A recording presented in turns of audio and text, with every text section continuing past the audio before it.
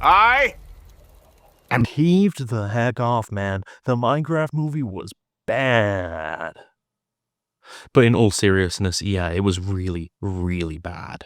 So let's talk about it. This guy is such a tool bag.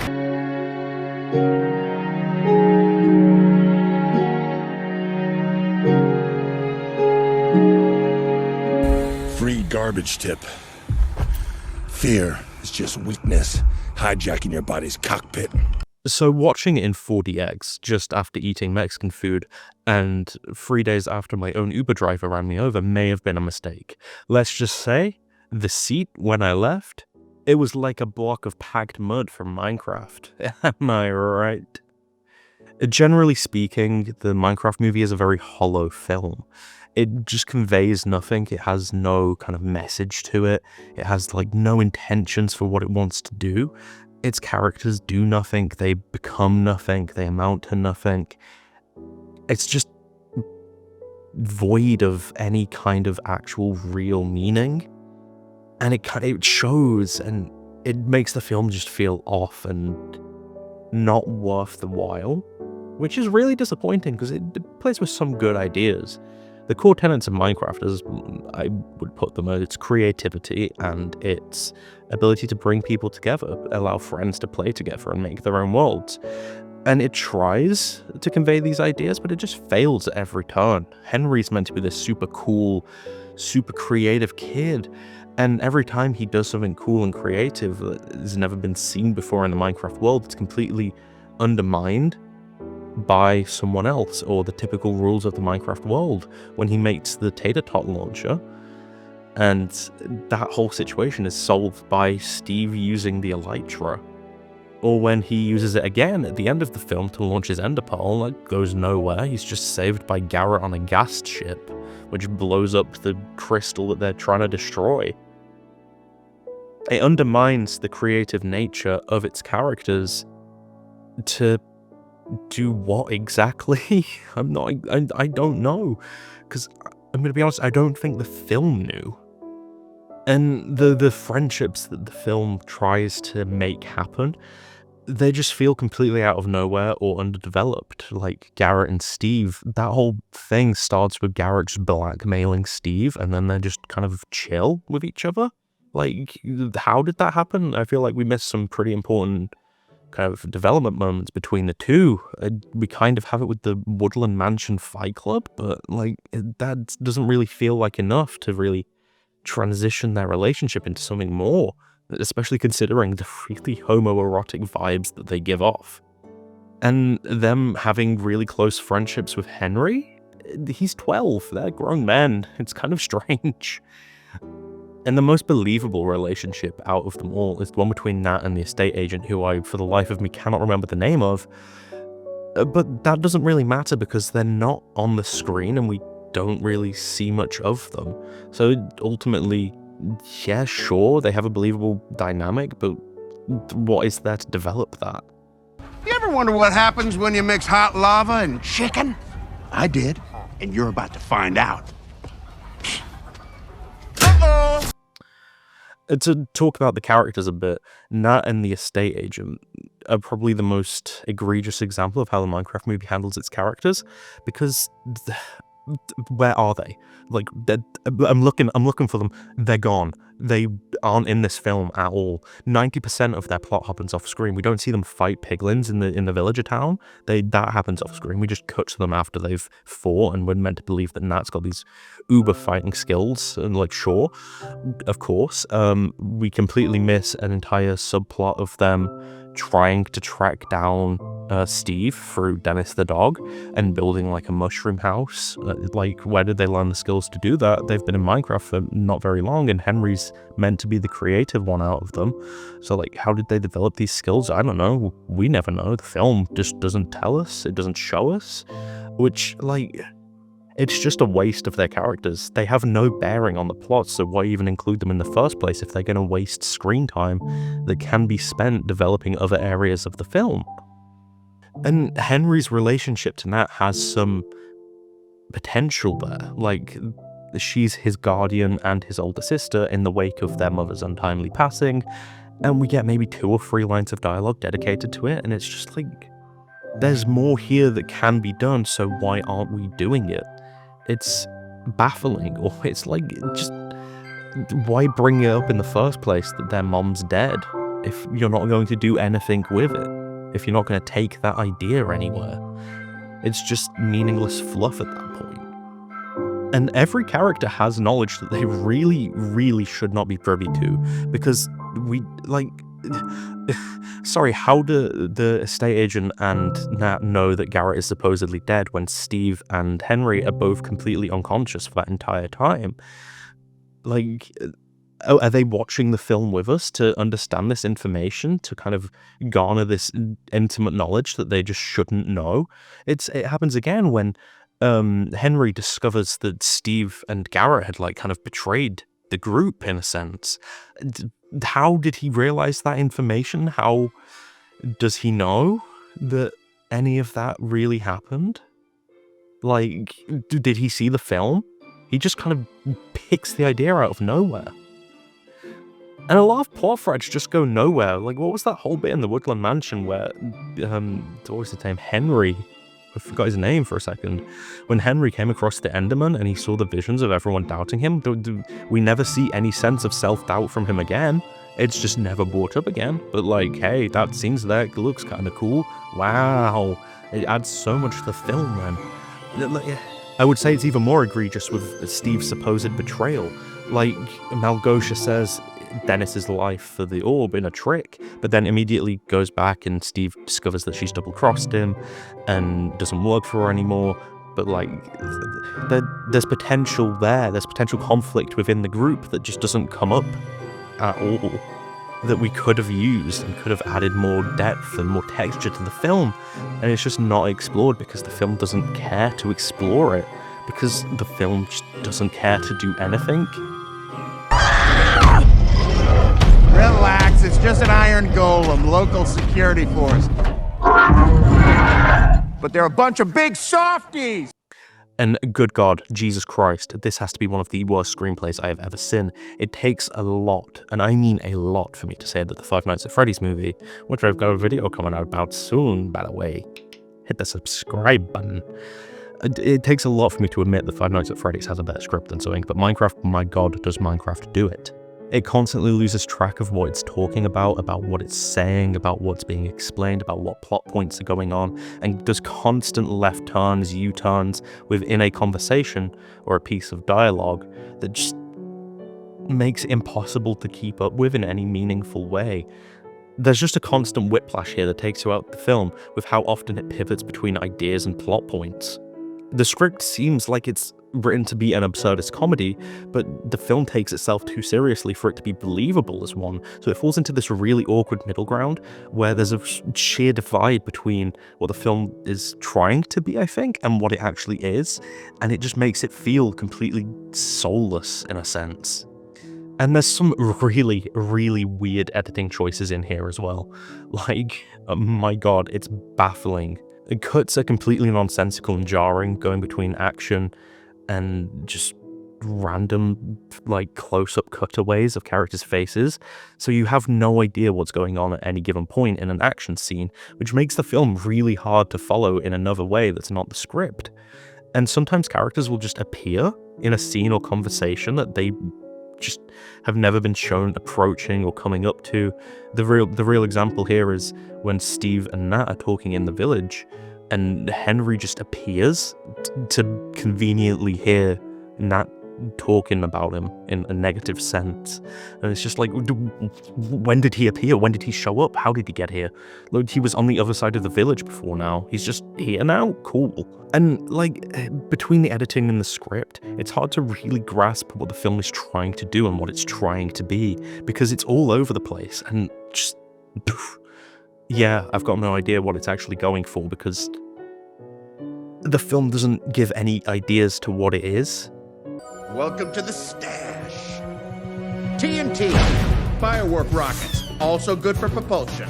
Boots of swiftness, diamond armor, full set. So in terms of aesthetic, we touched on editing, let's talk about direction, you know? The first part of the film, where it's just set in the real life world, That could work really well if you contrast the bright, colorful, like vibrant Minecraft world with a dark, drab, depressing real world. But the real world, every human character in it is just wacky as all hell, and it's pretty well colored. So like, there's no contrast there that really needs to be. If you're going to do this idea of the contrast between them, you need to like completely greatwash the scene and, I don't know, just make every character like the DMV agents and just completely inert, like soulless characters. The film tries to do this. It tries to say that the real world doesn't support creativity, but like, Henry's still able to build a jetpack. Sure, it gets sabotaged, but like, he's still able to do it. And like, sure, the overworld in this sense can work, but I feel nothing for it. I'm never given any reason to want to see it survive. It's not seen as this bastion of creativity that it's meant to be, because there's just no contrast between it and the real world that needs to be there for me to actually care about it, for me to be passionate about it, for me to want to see it survive. Also, like, I have to ask, why the hell does this film lean so hard into an 80s aesthetic when Minecraft's a game made in the 2010s, majoritively? Like, it doesn't fit the 80s stylization at all, because it's not related to the 80s in any real sense. They bring up Atari, the font that they use throughout the film for like the title credits and the end credits. It's all 80s inspired, but like, Minecraft isn't 80s. And at the end of the film, they make a video game based on the overworld, and it's an arcade fighter, not Minecraft. Minecraft's a game. Just have them make Minecraft. It makes sense. Stop trying to be something you're not, the Minecraft movie. And all of this culminates into my issues with the film. It just feels soulless. It feels like it's had any actual creativity sucked out of it. It's actually baffling how a film of this magnitude can come out in this state, because it had to pass through so many levels of kind of executive approval, creative approvals. And it has a script that's this bad. It's this tonally inconsistent. It's so all over the place that it's just baffling how it can come out this way. I genuinely left the theater in shock, like in shock and awe at how bad the film was. I was in a stunned stupor. And it's a real shame as well, because I was hoping the Minecraft movie would be good, because it has a lot of potential. And so I kind of messed around with it a little, you know, got the little creative juices flowing. So here's my rework of the Minecraft movie to go along with my critiques. Don't worry! I'm gonna cushion our fall with this water bucket! Release! So I'm gonna read off my little phone here, because it just makes it easier for me to kind of go through all of this. I hope you don't mind. So my main idea with my rework of the Minecraft movie is to really center in on a central focus of the film as an expression of creativity and kind of the self, the personal self, in regards to our closest relationships. So how our kind of close bonds with people can inform our creativity and how they can support us in creative ventures. Because I feel like that just fits the idea of Minecraft the game really well. So like, why not go for it, you know? So to go through like a quick bullet point by point list of the plot, if people like it, maybe I'll go in more in depth with it, you know? But like, as a quick run by. Henry and Nat, who is older, are siblings that recently lost their mother. Nat becomes Henry's guardian, giving up her architecture degree to do so. So we have our first changes here. Nat is just a little bit older, so I feel like it fits a little more. And she had to give something up in order to take care of Henry. It adds a little more depth to her character that I think was just sorely needed by the film. Henry's friend Alex is closer than both. And she has a more stable home life and is kind of therefore more naturally confident. And so we have our second change, introducing Alex as a character. She's around Henry's age. She's, what, like 12, 13, same age as he is. And she's a go-getter. She's a little fighter.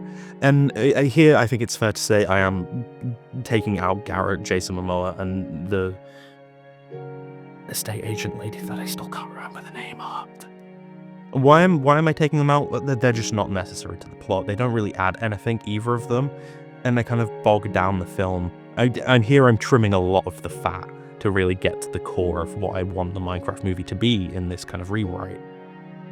The three of them stumble across a portal to the overworld and go through it, meeting a strange man called Steve on the other side who has lived there for years, and I mean years. I want Steve to have been here for at least a decade minimum. The film doesn't really say how long he's been there, so it's kind of hard to judge. And I want to make sure all of this is established and happens within the first 10 minutes of the film at max. I want to blitz through this. I don't want to be in the real world for long. Because this is the Minecraft movie. Have Minecraft be the focus. Get there ASAP. And to add on, Henry is more hesitant to enter the overworld portal. Alex goes through first, Henry's but follows through after her, with Nat following both of them across. I think it really adds to like our character dynamics if we show that level of confidence like immediately. And again, the atmosphere of the real world needs to be bland, it needs to be drab, the characters there need to be inert except for these three main characters. They need to be colourful, they need to be vibrant to contrast with the world around them, to show that they have that kind of creative flair. So going into the next part of the film, Steve acts as a mentor to Henry and Alex. Taking more of a shine to Alex as her more outgoing nature makes her creativity more kind of expressive and more on the surface. And while this is happening, Nat struggles with trying to be a caretaker to Henry, as well as exploring the overworld and experiencing it for herself, and pursuing what she wants to build as is her passion.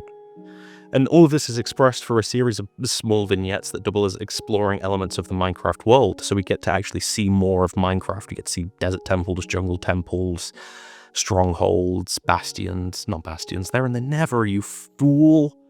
So we actually get to see what the overworld is, what it can offer, why we should appreciate it and why we should love it. Just cool little bits and pieces here and there that make the world just feel more alive, make it feel more lived in than just this kind of small space that Steve inhabits. And after a series of these vignettes and kind of Henry being put down a bit because of how much Steve prefers Alex, he wants to prove himself and be seen as kind of like an equal to Alex in Steve's eyes.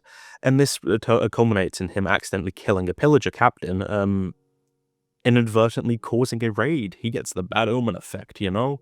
Steve goes, "No, don't do it." Henry he accidentally kills a pillager captain. Oh my god, it's the end of the world, you know?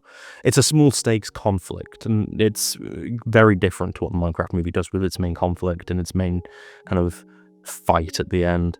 But I think it just works better for this smaller scale story that's more character driven than event driven as the actual Minecraft movie is. And between his failure here, Alex, and being in Alex's shadow for so long, and with his mother's recent death, it drives him into a spiral of self-doubt. Like, I want to see Henry really doubt himself, really question his creative nature, whether he's actually cut out to live in the overworld. And yet this really just gives time to dwell on kind of Henry's failure and his relationship to the other characters before we move on to the next bit of film. Speaking of, Nat chastises Steve for prioritizing Alex over Henry and not giving him a chance to prove himself, which, yeah, fair enough, you know? And Alex realizes that she's kind of been a bad friend to Henry and not really been supporting him in his time of need. And this wraps up the arcs of Nat, Steve, and Alex in a nice little concise way, in one kind of main event. And so we progress to the three of them encouraging Henry to come up with a plan to stop the pillager raids, and he does so on his own, in his own unique way, and different from Steve and Alex. And it's a way to wrap up Henry's arc, to really express his own personal creativity, and here we can have him create something like the Tater Tot launcher, something that's not in Minecraft, something that is very different to what Steve or Alex would have done, and that's what saves the day ultimately. Because, you know, they drive away the pillager raid and save the day. Get the hero of the village enchantment. They get showered with emeralds. And so the four of them return home successful. Steve leaves the overworld to kind of join his new friends, as it would be, with Steve becoming a more adult caretaker to Nat and Henry, and Alex being more conscious of her friend's feelings and being there for him going forward. And to expand on this a little, Steve takes the role of their kind of eccentric uncle, and I'd like him to work as something like a moderately successful sculptor, because it just kind of fits his vibe. He gets to express himself, and that creative freedom still exists in him in a way. Nat goes back to university and finishes her studies, because that's just a nice way to wrap up her arc, but she still gets to be part of Henry's life and still gets to do her own thing. And the four of them often go back to the overworld just to kind of like hang out, build, like do whatever they want. And that's just a brief outline for my Minecraft movie plot. If you want to see me do like a full rewrite with like proper in-depth character arcs, feel free to, subscribe. It's free. For a brief overview of the character arcs in this film, Henry is about developing self-confidence and overcoming trauma through creative outlets and expressing individual self. Nat is about nurturing and fostering confidence in someone close to you, while also pursuing your own interests and independence. Alex's is an analysis of natural talent and how it can lead to someone overlooking the efforts someone has to go through to earn their skill when that talent isn't necessarily there. And Steve is about developing responsibility and understanding that you cannot be childlike all the time when someone is relying on you. And to fit it into a neat little 3-act structure, Act 1 is establishing the characters. Oh my god. The lighting changed. We're in the Nether! Act 1 is about establishing Henry, Alex, and Nat, entering the overworld, and meeting Steve. Act 2 is about learning about Minecraft, Alex and Steve bonding, Nat struggling to split her time between herself and Henry being metaphorically beaten down, not like literally, and Henry accidentally killing the pillager and hitting this new low point.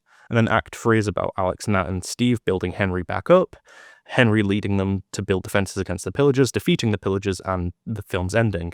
And I feel like this wraps it up in a nice little concise manner so that in the next film, if there is one, we can explore the Nether, and in the film after that we can explore the end and make a full trilogy out of this, maybe focusing on a different character each film. So say this is Henry's film, majoritively, and the next film's like Alex's film, the film after that's like Nat's film. It's a nice progression, I feel. But hey, what do I know, Maybe it would be shit if we went this way. But hey, thanks for watching, and stick around, because I got some good stuff coming out on this channel.